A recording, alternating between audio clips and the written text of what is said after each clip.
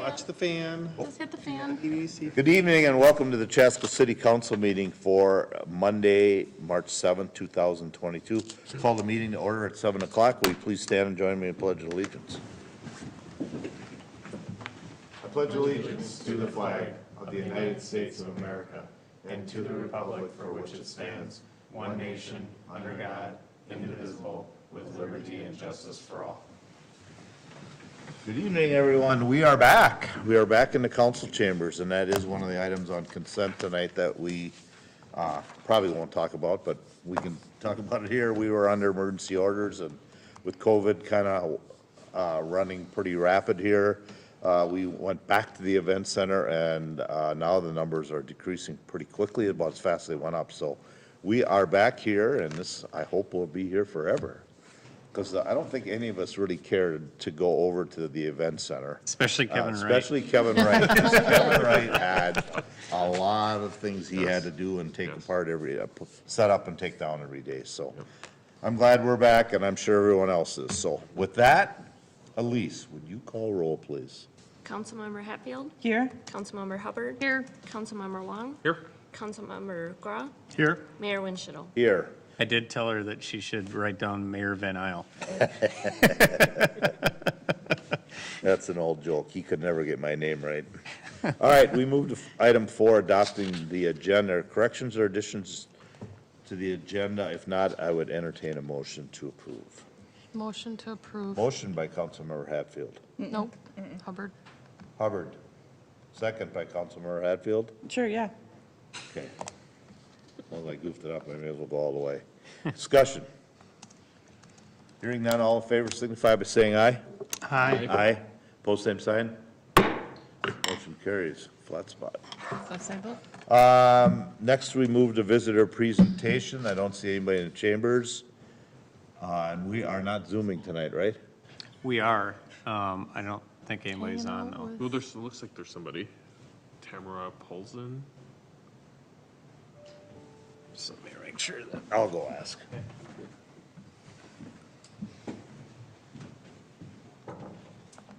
He didn't want me to ask. You He don't doesn't have want me to anybody trip on? on the fan. Okay. You said no. All right, we will move past that. We'll move on to consent. Again, these are items that need approval, but not necessarily conversation, but any and all can be pulled off if necessary. So with that, is there anyone that has a conversation or anything on consent? If not, I would look for a motion. So moved. Motion by Councilmember McGraw. Second.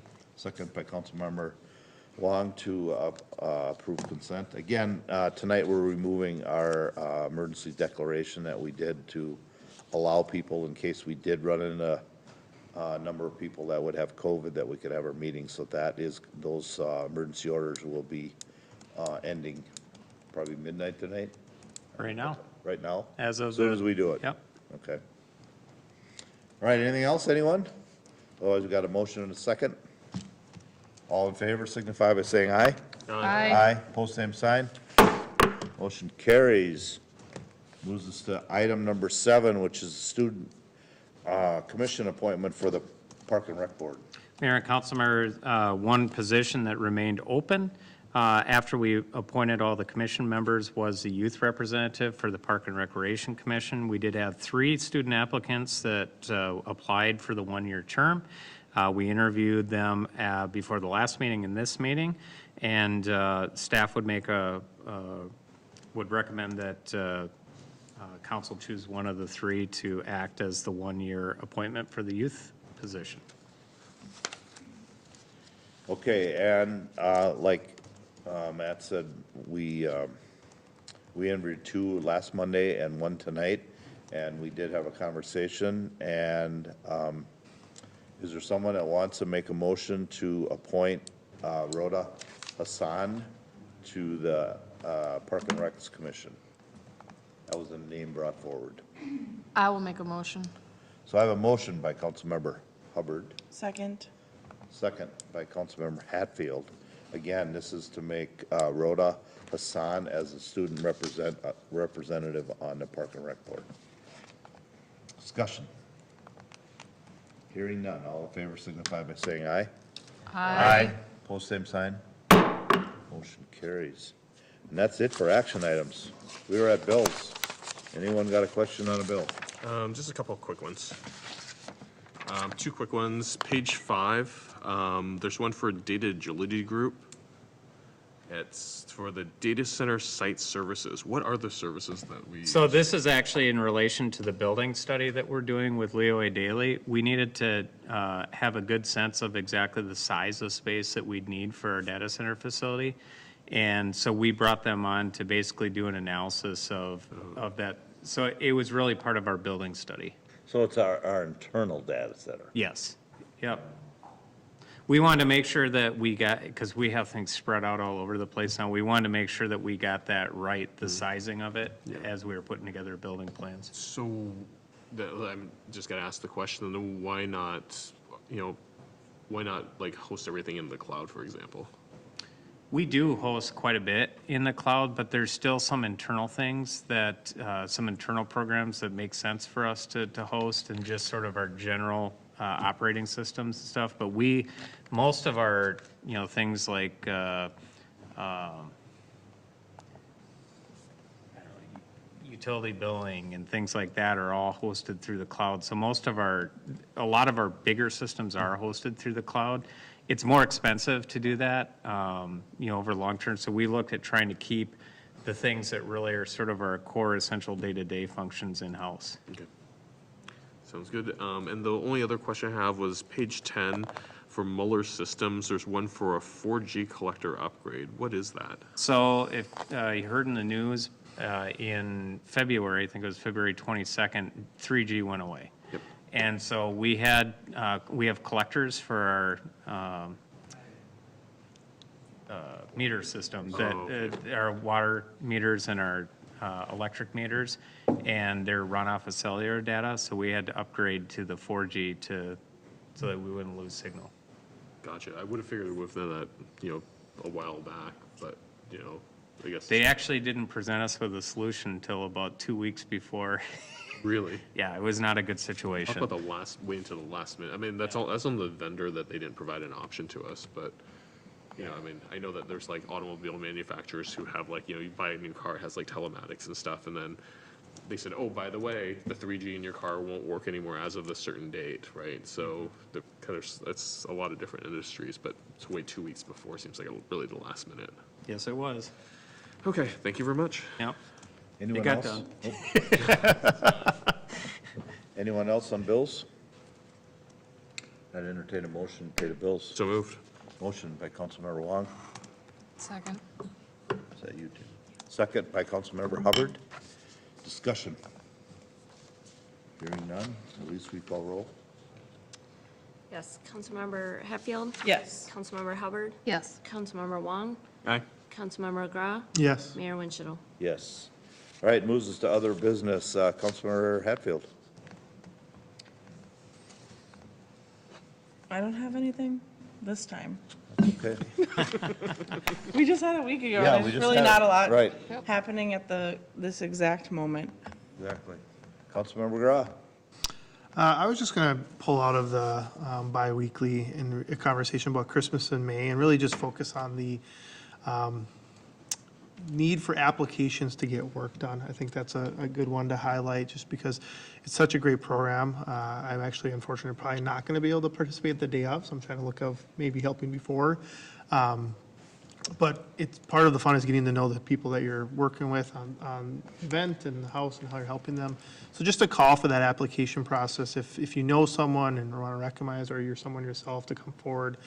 I do like, it is a little bit, it's sometimes hard to ask for help. I think that's a reality. And so, just knowing that it's okay and to do it and just hoping for a full plate of events back to our normal spring time. Yep, and people can just contact me directly. And, I can be somebody who says, boy, I really think my neighbor could use this help, but I'm not comfortable approaching them myself. I'll go with them. we just want to try to make it as easy as possible for people to be able to sign up for that. So they can just contact me directly. Perfect, and that's all I have. Thank you, sir. Councilmember Hubbard. I just have one thing. There's an upcoming food distribution that's on March 17th. And I don't know if they're looking for volunteers, but typically that runs, I think, noon to 1:30 at the Genny, old Genny site. So just wanted to highlight that. I know it's St. Patrick's Day, but I still think it's really important for those folks that want to participate to either volunteer or that need assistance. I'm glad to see those continue. Like, those are one of those things where, like, you know, kind of was born out of COVID, and it's continued, and I just think Yeah, it's a great think from partnership with all involved. my conversation, and Julie, I think Jinky had said that they had a grant that would continue it through to the end of the year, but I might not be speaking completely accurately, so, but I want to say that was maybe something I had heard, I so. think there's a few other groups that are involved with it too, which is Carver County Health, La Yep, Esperanza, and some Esperanza, other things. yeah, So yeah, this but would- Julie was the one that had said, it sounded like maybe she was facilitating that, so, So good to see it go, yeah. to continue. And that's all I have. All right, thank you. Councilmember Wong. Just a few things. So it's, good to hear that on May 11th, we'll be back to Chase of Chaska and City Square Park. That's the date that I saw. So, and then we have another Chaska Hawk Pride recap. So I'll just kind of run through that real quick. So for arts, we had 2 students who were selected to Minnesota Band Directors Association Honor Band, which is fantastic. Athletics, we had the dance team made it to 5th place at state tournament and kick.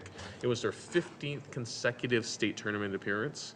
The girls basketball team also clinched their 3rd straight Metro West championship. Unfortunately, they lost on Saturday, but it was a great run for them.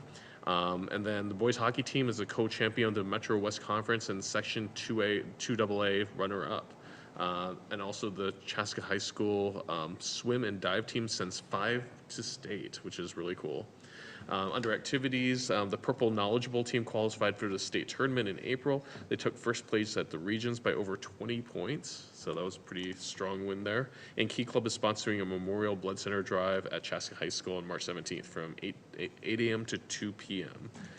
So a lot going on there. Also, just a quick update that, we were, as I mentioned in the last week, that we were interviewing candidates for the CEO position of Southwest Transit.